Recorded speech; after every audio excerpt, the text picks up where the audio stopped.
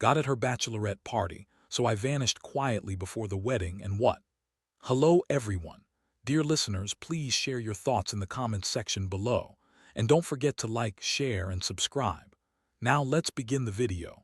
Using a throwaway for obvious reasons, with certain specifics modified to preserve anonymity. My got gang beaten at her bachelorette party, so I quietly vanished before the wedding, and what happened afterward left everyone stunned. I'm a 32-year-old guy and I was supposed to get married last weekend to my now ex, who's 29. We had been together for 3 years, living together most of that time, and I truly believed she was the one. We'd been together for 5 years overall and I thought our relationship was rock solid, or so I thought. 2 weekends before the wedding, went on her bachelorette trip to Miami with 7 of her friends. I wasn't worried about anything.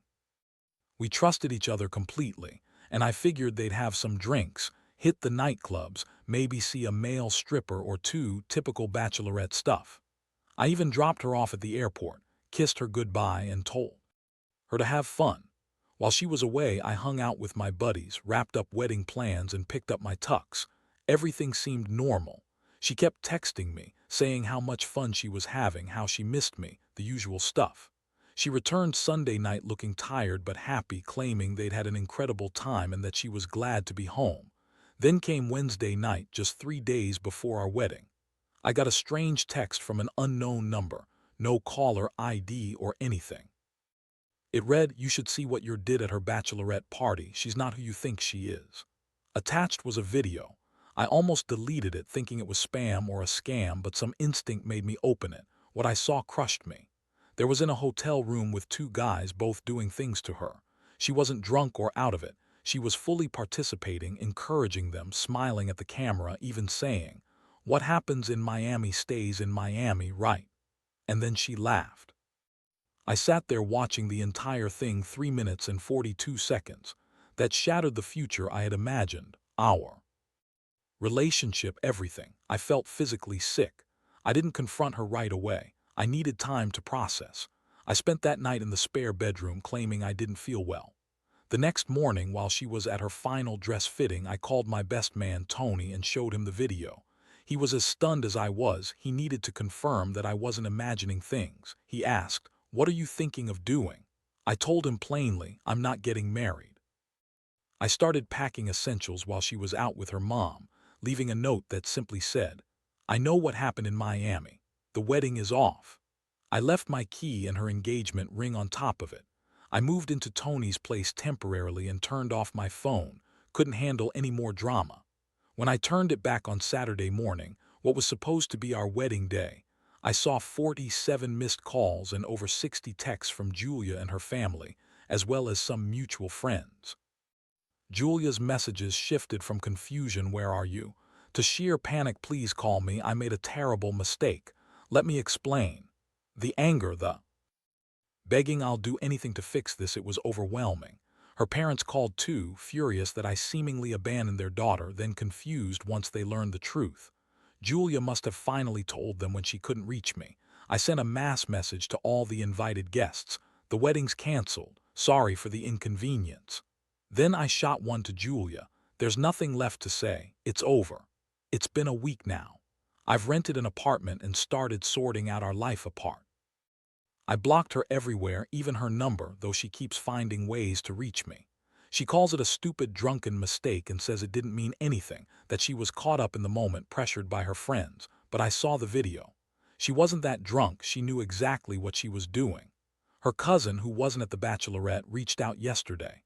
She said Julia is a wreck. She barely eats, cries constantly, and begged me to talk to her. I told her no.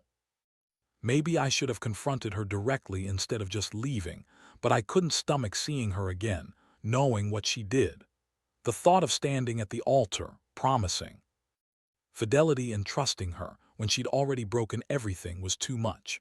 Some folks think I was too harsh just walking away like that, but how do you come back from betrayal like this? How can I trust her again? The woman I loved betrayed me in the worst way right before our wedding. The pain and humiliation are overwhelming. I honestly don't know what's next. I'm just trying to take it one day at a time. Update 2 weeks later. Thanks everyone for the support and advice. It's helped more than I can say. I found out who sent me that video. Turns out it was one of the guys Julia slept with's girlfriend.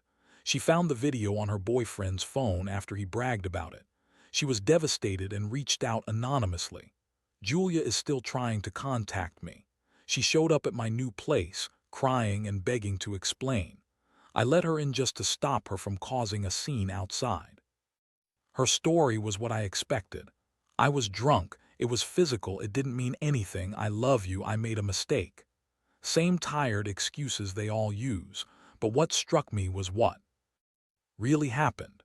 According to Julia, she and her friends went to a club where her friends encouraged her to have one last fling. She admitted the guys weren't strangers. They'd met the night before and had been hanging out. She swore it was just one time, but then broke down and confessed she had made out with one of them the night before. The truth kept revealing itself. Flirting, planning, deliberate choices made over several days. The worst part: some of her bridesmaids, not just friends, but women supposed to stand beside us, actually filmed it.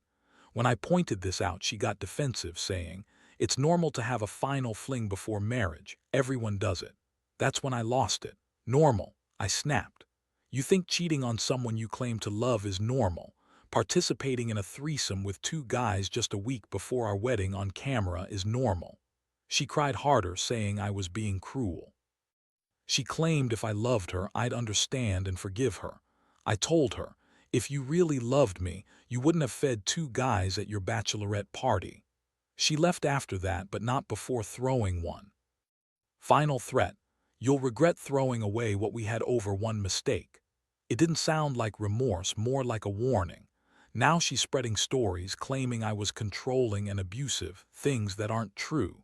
She's playing the victim, saying I abandoned her without giving her a chance to explain, and I'm punishing her for one mistake. Some mutual friends are even taking her side. Financially, it's a mess. We're fighting over who pays what. Most deposits were from her parents, but many final payments for vendors were from our joint account. She's demanding I pay her back my half since I canceled the wedding, refusing to accept that I shouldn't be financially responsible for a wedding she betrayed me on. I talked to a lawyer. Since we weren't legally married yet, I think I'm in the clear. But it's a headache. The social fallout is just as bad.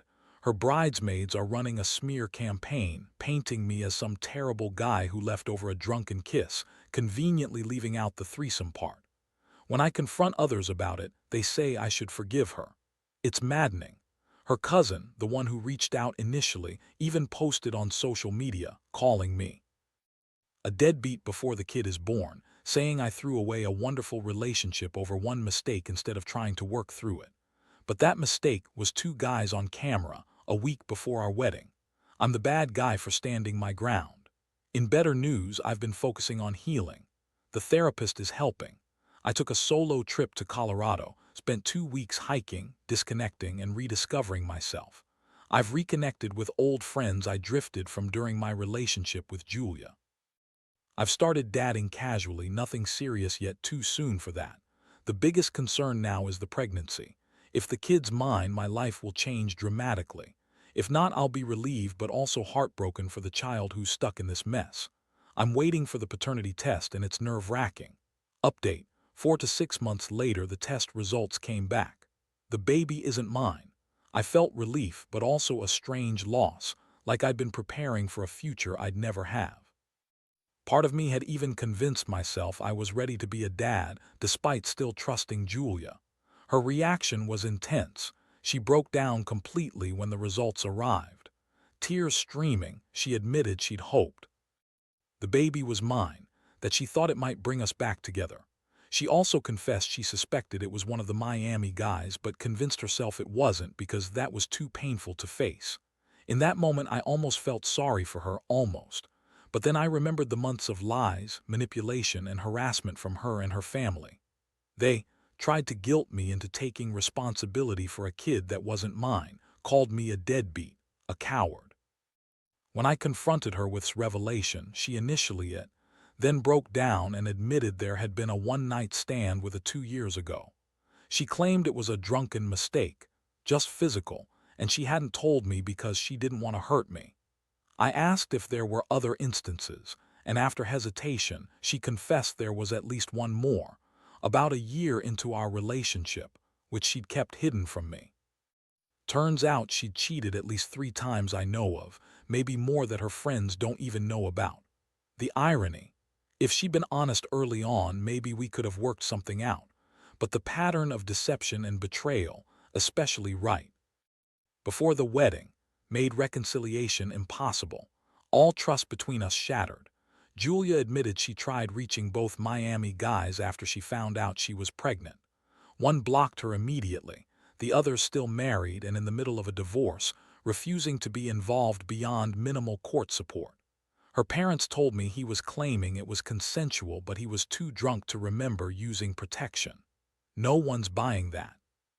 Now she's facing single motherhood with 2 men eager to wash their hands of the kid, and her family, so quick to condemn me, are now scrambling to support her through this sudden crisis.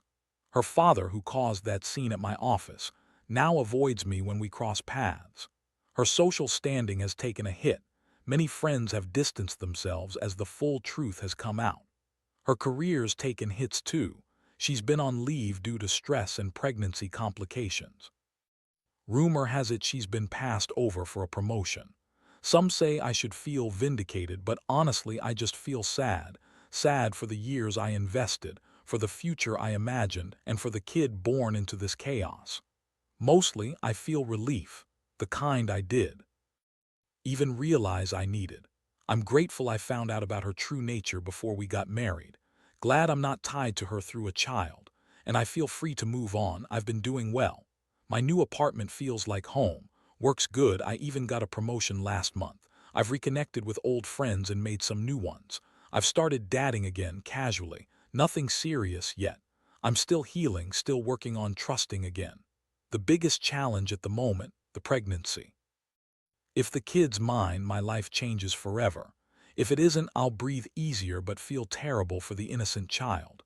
I'm just waiting for the paternity test and trying to keep my head straight. Update. 5 to 6 months later, the results came back. The baby isn't mine. Relief washed over me, but there was also a twinge of loss, like I'd let go of a future I'd mentally prepared for.